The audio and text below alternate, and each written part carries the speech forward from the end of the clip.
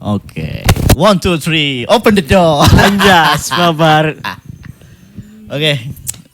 Di sini ya kita kembali lagi ke segmen acara yang baru bersama saya Agis Sofyanul Hakim dalam acara ulu la la la la ulu ala podcast. Oke. Bersama saya sudah ada di sekitar saya ini di samping saya Fahmi. Kebetulan dia ini adalah seorang yang sangat berprestasi di Garut. Dia sudah punya banyak prestasi meskipun umurnya masih kelas berapa sekarang? Kelas 8. Baru kelas 8 tapi prestasinya sudah internasional. Boleh disebutkan ada prestasi internasional apa saja Anda selama di Garut ini? Nari. Terus? Nari, terus juara main bola secempaka. Terus juara badminton sekeluarga. Luar biasa ya, itu ternyata bukan internasional lagi tapi lokal. Ya. Masih Tidak proses, apa-apa, tapi masih proses. tidak apa-apa. Yang terpenting adalah kita tetap beraktivitas ya. Ya. Meskipun sedang musim corona dan meskipun masih kelas 8 tapi sudah punya banyak prestasi. Oke, ada yang ingin saya tanyakan banyak sekali. Oh, Yang boleh, pertama boleh. ini tentu mengenai COVID-19. Bagaimana sih rasanya sebagai anak sekolahan gitu ya? Tidak sekolah selama 3 bulan karena adanya COVID-19. Boleh diceritakan? Saya merasa bosan karena tiada teman-teman. Ya, biasanya saya bercanda dengan teman-teman, belajar dengan guru-guru. Ini tidak biasa gitu. Harus sekolah online gitu lah. Jauh, gak bisa bertatap muka langsung gitu. Dan juga ada rasa rindu gitu. Bosan ya, ingin bertatap muka langsung dan ada rasa rindu dengan siapa Anda? Dengan teman-teman. Oh, dengan teman-teman. Saya kira dengan siapa ya saudara-saudara. Semua sudah Penasaran. menganggap ke sana arahnya kan. Negative thinking.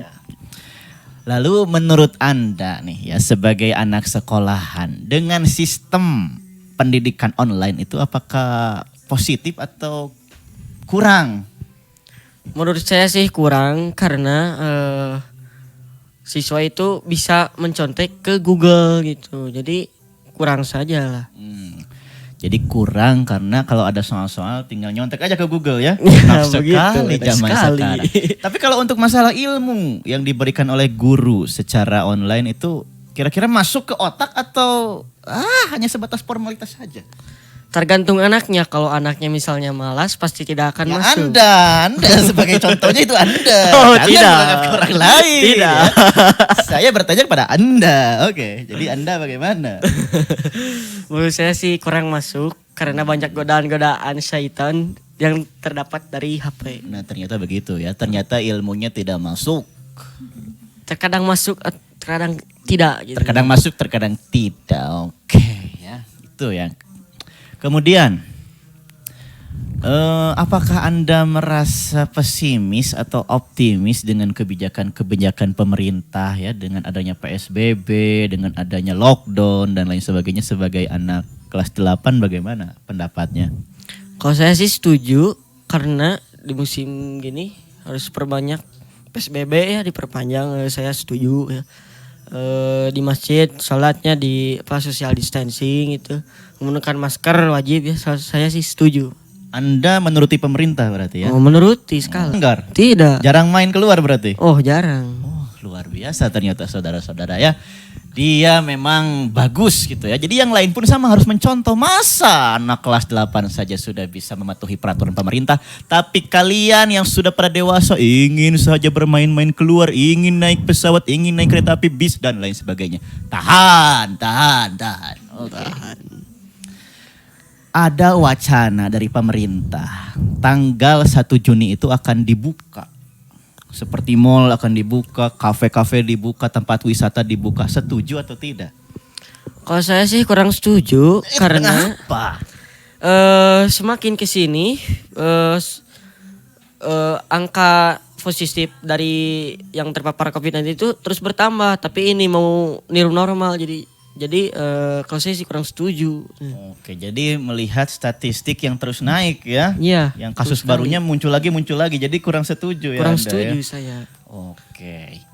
apabila melihat di sekitar Anda ya, apakah ada tidak orang-orang atau warga yang terkena dampak dari COVID-19 ini? Terlihat tidak? Terlihat. Contoh. Contohnya ada juga yang OTG, orang tanpa gejala ya. Terus orang yang dengan gejala semacam batuk, demam dan juga flu. Nah, itu harus berhati-hati itu harus. Makanya ada social distancing untuk menghindari dari penyakit itu.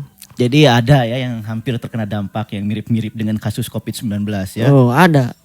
Tapi kalau secara ekonomi. Kalau secara ekonomi apakah ada tidak yang terkena dampak di daerah Anda? Secara ekonomi sih banyak ya. Banyak saudara-saudara. Karena investasi dari orang itu yang melakukan kegiatan menjadi menurun, pembelinya jadi menurun juga.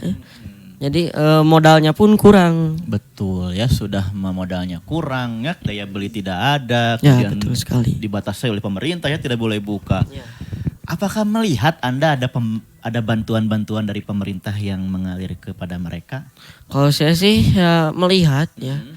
Karena melihat dari orang-orang yang tidak mampu sekarang itu sudah terpantau oleh pemerintah dan juga mendapatkan donasi. Gitu. Alhamdulillah berarti Alhamdulillah. ya. Ya, bagus. Kemudian saya ingin bertanya, sebagai siswa kelas 8, apakah ada kegiatan konkret untuk membantu masyarakat sekitar menghadapi COVID-19 ini? Ada sih. Apa itu? Seperti membantu donasi ya untuk perawat-perawat yang sedang bekerja keras untuk menghindari COVID-19. Oke, jadi dia saja bisa donasi. Masa Anda tidak bisa donasi? Aduh, kacau. Oke. Kacau. Bagus sekali ya. Saya luar biasa sekali ini mendengar pendapat-pendapat Anda tentang coronavirus. Sekarang kita berbicara konspirasi ya. Oke, Konspirasi. kita levelnya naik sedikit. Bicara konspirasi. Menurut Anda, COVID-19 itu ada atau tidak ada, asalnya dari mana menurut Anda? Asalnya dari Cina. Ya, menurut dari media sosial, ya, media teknologi, katanya sih dari Cina. Itu apalah virus buatan dari Cina yang tidak sengaja tercemar gitu.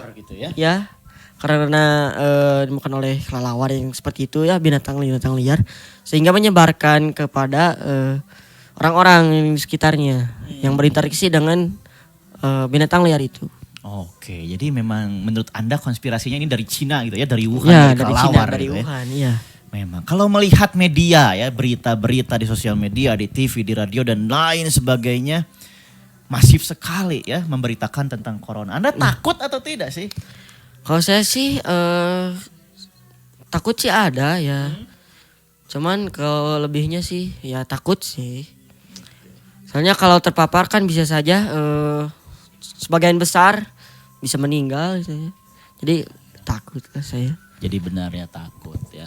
Saya juga sama, takut dengan corona ini, makanya diam saja di rumah. Ya. Ya.